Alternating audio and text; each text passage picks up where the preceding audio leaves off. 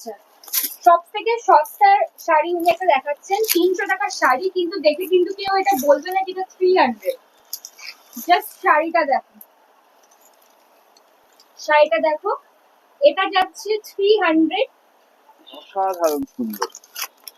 দেখো জাস্ট দারুণ লাগছে। যারা একটু হালকা কালার পছন্দ করে পরতে তাদের জন্য এটা বেস্ট। সুন্দর দেখো কালারটা, ওয়াও। দেখো,